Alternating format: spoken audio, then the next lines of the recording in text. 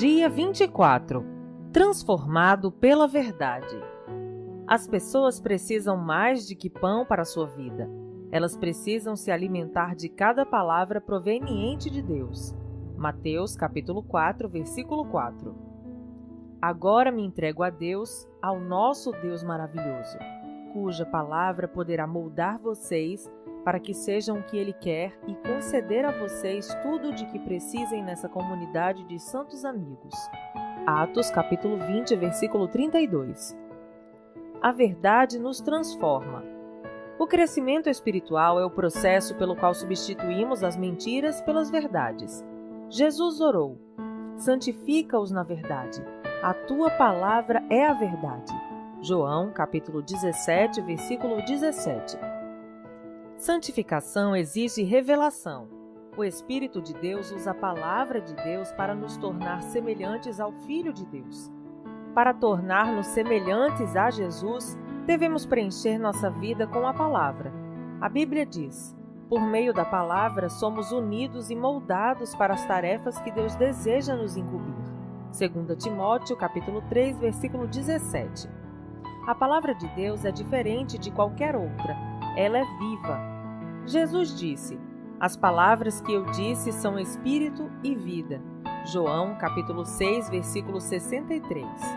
Quando o Senhor fala, as coisas mudam. Tudo ao seu redor, toda a criação existe porque Deus disse. Foi pelas palavras dele que tudo veio a existir. Sem elas, você nem estaria vivo. Tiago observa: Deus decidiu nos dar vida pela palavra da verdade. Por isso, somos a mais importante de todas as coisas que ele criou. Tiago, capítulo 1, versículo 18. A Bíblia é muito mais que um manual de doutrinas. A palavra de Deus gera vida, produz a fé, promove mudanças, afugenta o diabo, realiza milagres, cura feridas, edifica o caráter, transforma as circunstâncias, transmite alegria, supera a adversidade, derrota a tentação, inspira esperança, libera poder, esclarece a mente, cria coisas e nos garante o futuro eterno. Não podemos viver sem a palavra de Deus, cujo valor nunca deve ser subestimado. Você deve considerá-la tão essencial à sua vida quanto o alimento. Jó disse: dei mais valor às palavras de sua boca do que ao meu pão de cada dia. Jó, capítulo 23, versículo 12. A palavra de Deus é o alimento espiritual do qual você deve se alimentar para cumprir seu propósito. A Bíblia é chamada mel, pão, alimento sólido e leite. Essa refeição completa é o cardápio do Espírito Santo para o fortalecimento e crescimento espiritual. Pedro aconselha: desejem de coração o leite espiritual puro, para que por meio dele cresçam para a salvação. 1 Pedro capítulo 2, versículo 2. Permanecendo na palavra de Deus. Existem mais Bíblias impressas hoje em dia do que jamais houve no passado, mas de nada vale uma Bíblia na estante. Milhões de fiéis são assolados pela anorexia espiritual, morrendo de fome com a alma subnutrida. Para se tornar um saudável discípulo de Jesus, alimentar-se da palavra de Deus deve ser sua primeira prioridade. Segunda, por mais de 2000 anos na história da Igreja, somente o líder da comunidade eclesiástica podia ler a Bíblia pessoalmente, mas agora milhões de pessoas têm acesso a ela. Apesar disso, muitos fiéis são mais dedicados à leitura do jornal diário que à leitura da Bíblia. Não é de se admirar que não cresçamos. Não se pode assistir à televisão durante 3 horas e esperar crescimento lendo a Bíblia apenas 3 minutos. Muitos dos que afirmam crer na Bíblia de capa a capa jamais a leram de uma capa a outra. Mas se você separar 15 minutos de seu dia para ler a Bíblia, em um ano terá lido toda ela. Se você eliminar algum programa de televisão de 30 minutos todos os dias e substituí-lo pela leitura bíblica, completará 2 leituras das Escrituras no período de um ano. A leitura diária da Bíblia o manterá ao alcance da voz de Deus. Por isso, Deus orientou os reis de Israel a sempre manter por perto uma cópia da lei. Ele deverá guardá-la consigo todo o tempo e lê-la todos os dias de sua vida. Deuteronômio, capítulo 17, versículo 19. Mas não se limite a mantê-la perto de você. Leia regularmente. Uma ferramenta simples, mas de grande auxílio, é um plano de leitura diária da Bíblia. Evitará que você fique saltando de uma parte a outra arbitrariamente, negligenciando outras. Terceira, pesquisar ou estudar a Bíblia é outra forma prática de permanecer na Palavra de Deus. A diferença entre ler e estudar a Bíblia implica duas atividades adicionais: fazer perguntas sobre o texto e anotar suas impressões.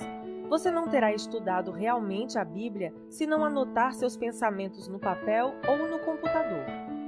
O espaço não me permite explicar os diferentes métodos de estudo bíblico, mas existem diversos livros que podem ser de grande utilidade nessa tarefa, incluindo um de minha autoria, publicado em algum tempo.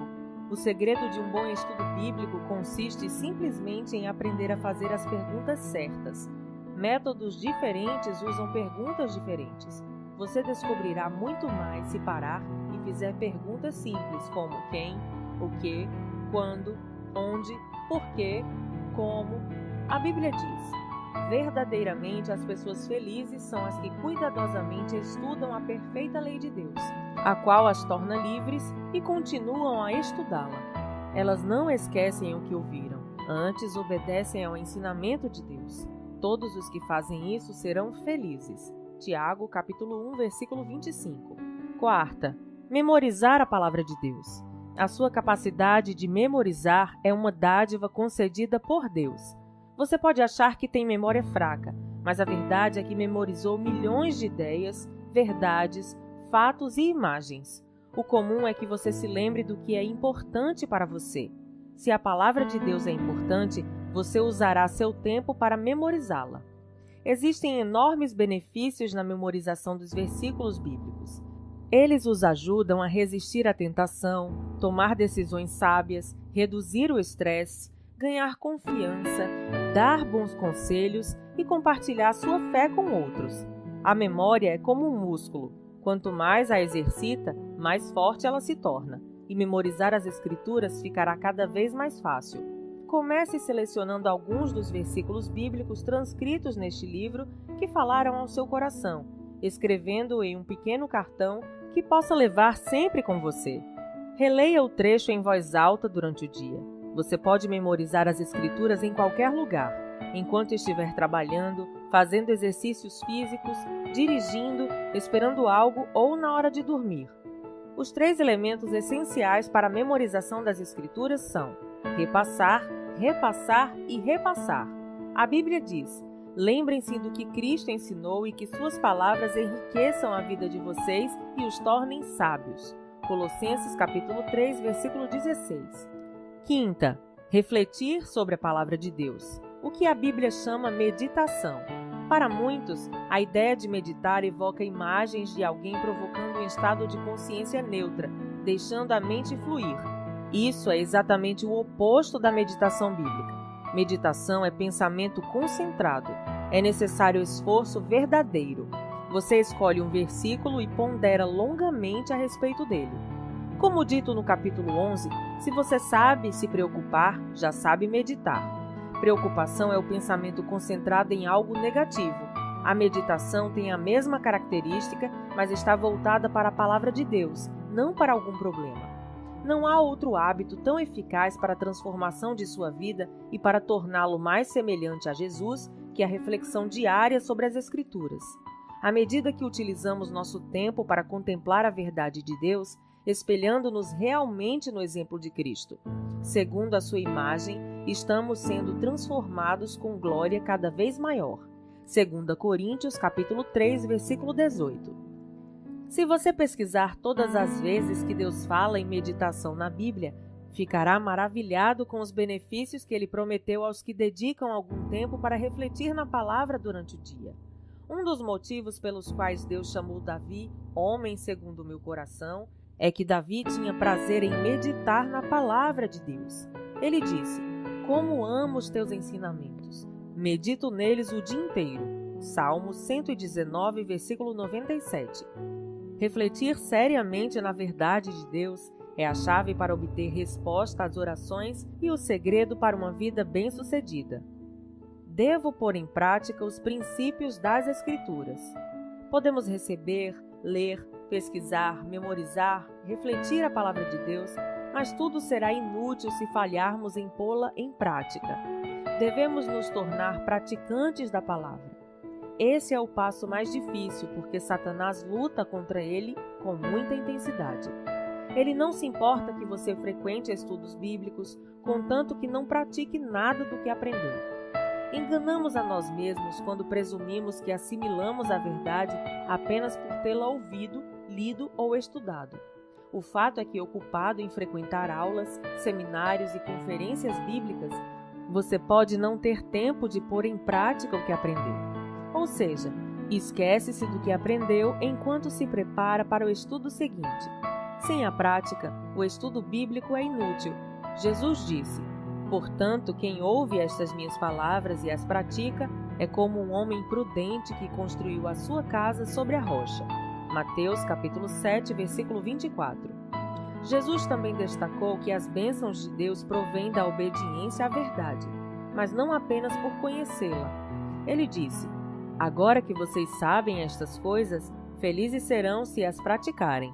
João, capítulo 13, versículo 17. Outra razão que nos faz evitar a aplicação pessoal da palavra de Deus é a possibilidade de que isso seja difícil, até mesmo doloroso. A verdade vai libertá-lo, mas no começo poderá fazê-lo sentir-se miserável. A palavra de Deus expõe nossas motivações, aponta nossas faltas, repreende nosso pecado e espera que nos transformemos. Faz parte da natureza humana resistir a mudanças. Por isso, a prática da palavra de Deus é uma tarefa difícil. Essa é a razão de ser tão importante discutir com outras pessoas como aplicar seus ensinos à própria vida. Não há como enfatizar suficientemente o valor de fazer parte de um grupo de estudo bíblico. Sempre aprendemos com a verdade compartilhada pelos outros e jamais aprenderíamos por conta própria. Outras pessoas vão ajudá-lo a discernir coisas que você teria deixado passar e vão ajudá-lo a praticar a verdade de Deus. A melhor maneira de se tornar um praticante da palavra é colocando no papel uma atitude resultante da leitura, do estudo ou da reflexão sobre a palavra de Deus. Desenvolva o hábito de anotar de forma precisa o que você pretende fazer. Essa atitude efetiva deverá ser pessoal, envolvendo apenas você, prática, algo que você possa fazer e verificável, com um prazo final para ser realizada. Toda aplicação deve envolver tanto o seu relacionamento com Deus ou com os outros, quanto o seu caráter. Antes de ler o próximo capítulo, passe algum tempo pensando sobre essa questão. O que Deus já lhe pediu por meio da palavra que você ainda não começou a fazer? Então escreva algumas medidas práticas que o ajudarão a executar aquilo que você identificou. Você pode, por exemplo, pedir a um amigo que não o deixe vacilar. Assim disse D.L. Moody: "A Bíblia não nos foi concedida para aumentar nosso conhecimento, mas para mudar nossa vida." Dia 24. Pensando sobre meu propósito de vida. Tema para reflexão: a verdade me transforma. Versículo para memorizar: se vocês permanecerem em minha palavra, serão realmente meus discípulos, e conhecerão a verdade, e a verdade os libertará. João, capítulo 8, versículos 31 e 32. Pergunta para meditar: o que Deus já me disse em sua palavra que ainda não comecei a fazer? Até o próximo áudio.